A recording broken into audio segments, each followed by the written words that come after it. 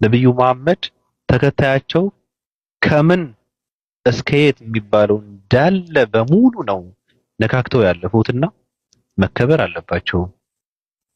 ለጽዳት ትልቅ ቦታ አላቸው። ሰው እሱ ብቻ በቃ ዘመናዊ ሰው ናቸው እንትን ብለህ ብታይ ታሪካቸውን ስታነበው በቃ በቂ ነው። ምንምም እንትን አያስፈልግህምና በቃ እንትን ብለህ ከጥላቻ ወጥተህ ታሪካቸውን ብታነበው የሚገርም ታሪክ ነው ያላቸው። እኔ በጣም የደነቀኝ አባባል በጣም ማለት ነው እኛ አሉ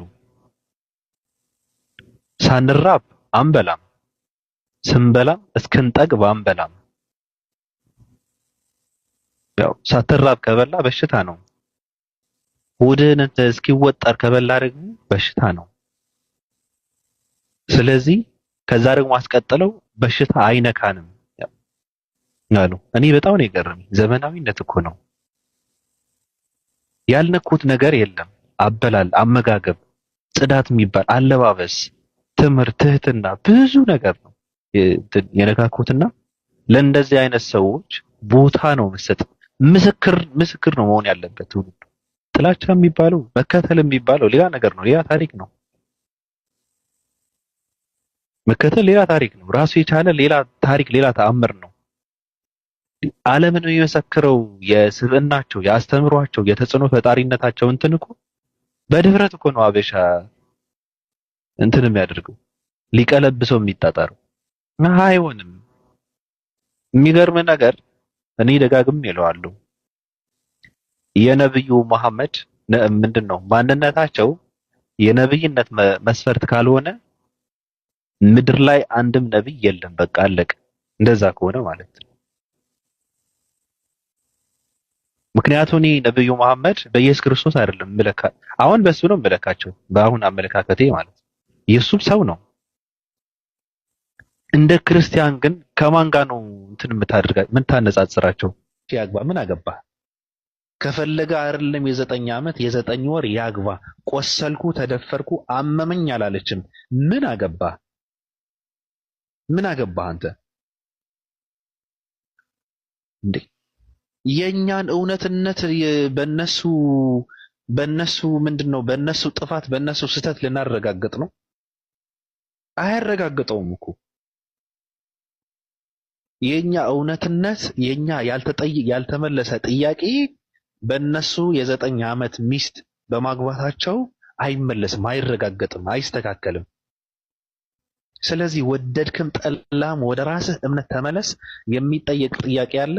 ህዝቡን አታጀዝቡትም። ካሁን በኋላ ህዝቡ መስራት አለበት፣ መለወጥ አለበት፣ መቀየር አለበት፣ መውጣት አለበት፣ ነፃ መውጣት አለበት። እንኳን ከናንተ ከራሱ ከአይምሮው ነፃ እንዲወጣ ነው የምናደርገው።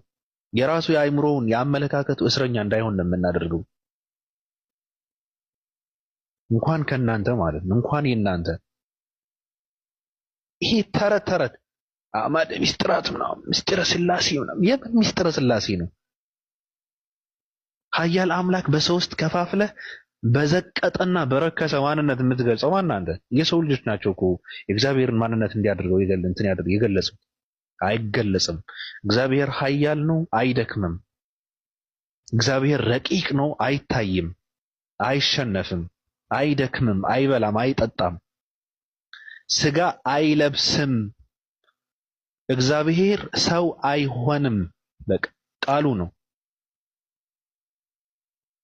እግዚአብሔር ይጸጸት ዘንድ ሰው አይደለም። በመካከላችሁ ያለው እኔ እግዚአብሔር ኃያል አምላክ ነኝ ሰው አይደለሁም ይላል። እግዚአብሔር ኃያል ነው፣ አይገረዝም። እግዚአብሔር ማን ልታታልል ነው? ታሪኩ መስተካከል አለበት፣ መፈተሽ አለበት። ቀልዳላችሁ፣ ቀላል ትቀልዳላችሁ እንዴ? በተረት ተረት ትውልዱን አጀዝባችሁ በውሸትና በቅጥፈት ትውልዱን አደንቁራችሁ ፈረንጅና ነጭ የሰጠንን ታሪክ ተሸክመን ወልዩ ነው ወልዩ ምናምን ሚውት አድርግ እና የምትቀበሉ ሰዎች ገብታችሁ ማውራት ትችላላችሁ።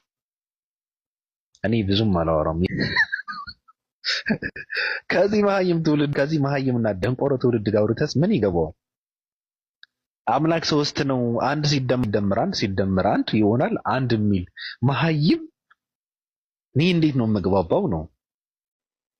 ነብዩ መሐመድ ተከታያቸው ከምን እስከ የት የሚባለው እንዳለ በሙሉ ነው ነካክተው ያለፉትና መከበር አለባቸው።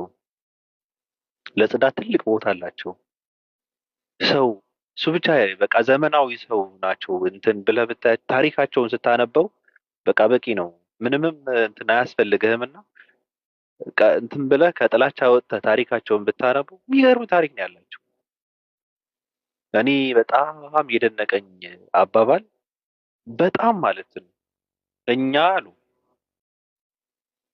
ሳንራብ አንበላም፣ ስንበላም እስክንጠግብ አንበላም። ያው ሳትራብ ከበላ በሽታ ነው።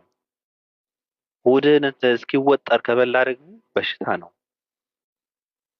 ስለዚህ ከዛ ደግሞ አስቀጥለው በሽታ አይነካንም አሉ። እኔ በጣም ነው የገረመኝ። ዘመናዊነት እኮ ነው። ያልነኩት ነገር የለም። አበላል፣ አመጋገብ፣ ጽዳት የሚባል አለባበስ፣ ትምህርት፣ ትህትና ብዙ ነገር ነው የነካኩትና ለእንደዚህ አይነት ሰዎች ቦታ ነው መሰጠት። ምስክር ነው መሆን ያለበት ትውልዱ። ጥላቻ የሚባለው መከተል የሚባለው ሌላ ነገር ነው፣ ሌላ ታሪክ ነው። መከተል ሌላ ታሪክ ነው፣ ራሱ የቻለ ሌላ ታሪክ፣ ሌላ ተአምር ነው።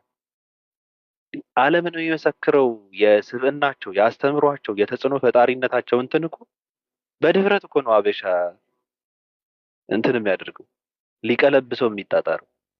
አይሆንም። የሚገርም ነገር እኔ ደጋግም ይለዋለሁ የነብዩ መሐመድ ምንድን ነው ማንነታቸው የነብይነት መስፈርት ካልሆነ ምድር ላይ አንድም ነብይ የለም። በቃ አለቀ። እንደዛ ከሆነ ማለት ነው። ምክንያቱም እኔ ነብዩ መሐመድ በኢየሱስ ክርስቶስ አይደለም ምለካ፣ አሁን በሱ ነው ምለካቸው፣ በአሁን አመለካከቴ ማለት ነው። ኢየሱስም ሰው ነው። እንደ ክርስቲያን ግን ከማን ጋር ነው እንትን የምታነጻጽራቸው? ከዳዊት ጋር ነው? ከሙሴ ከአብርሃም ጋር ነው? ስለዚህ የእነሱ ታሪክ መጽሐፍ ቅዱስ ምን ብሎ ነው ያስቀመጠው? መጽሐፍ ቅዱስ ለነብያቶች ያለው ቦታና ክብር የነብያቶች ታሪክን እንዴት አድርጎ እንዳስቀመጠው ታውቁታላችሁ። እነሱ ጋር አነጻጽረህ ከሆነ ከነሱም በላይ ናቸው። የሰከሩ ነብያቶች አሉ አይደል? እርሱ አልሰከሩም። ራቁታቸው የሄዱ ነብያቶች አሉ። እርሱ ራቁታቸውን አልሄዱም። እንዲያገቡ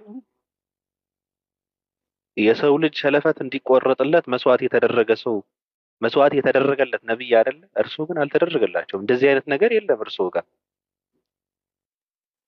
በብዙ ሚስት ማግባት አይደለም የሚወቀሱት? ማን ነው ያላገባው? ከአብርሃም ጀምረ ማን ነው ብዙ ሚስቶች ያላገባው? ከአንድ በላይ ሚስት ያላገባው ማን ነው? የለም እኮ። ስለዚህ በሌሎች ነብያቶችን እንትን አድርገህ አነጻጽረህ የምታያቸው፣ የምትሰፍራቸው፣ የምትለካቸው ከሆነ ይበልጣሉ።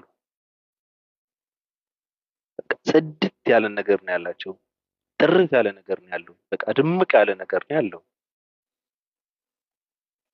አይ ብለህ ኢየሱስ ክርስቶስ ጋር እያወዳደርክ የምታነጻጽር ከሆነ ግን መጀመሪያ ማመን አለብህ። አምላክ ነው ብለህ የምታምነው ኢየሱስ ክርስቶስ ሰው ነው የምትለው ሰው ጋር የምታነጻጽረው ከሆነ ኢየሱስ ክርስቶስም ሰው ነው። በቃ እንደነሱ የሰውነት እንትን መለኪያ የምታደርገው ከሆነ አምላክ ነው የምትለውን አመለካከትህን መካድ አለብህ ማለት ነው። እንደዛ ከሆነ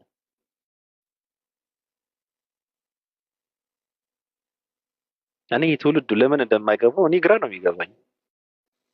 ሰው አይደለም አምላክ ነው ስጋ ለበሰ ምናምን የሚባለው እንትን አለ።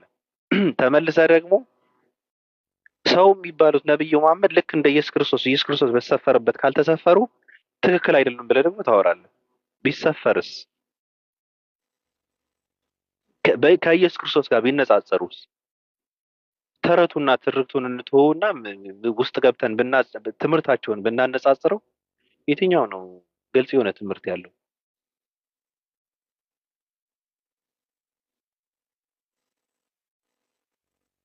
ለኛ ይሄ እኛ ለምንኖርበት ዘመን የሚመጥን ትምህርት የኛ አይምሮ እና ማንነት የሚቀበለው ትምህርት ነው ያስተማሩ።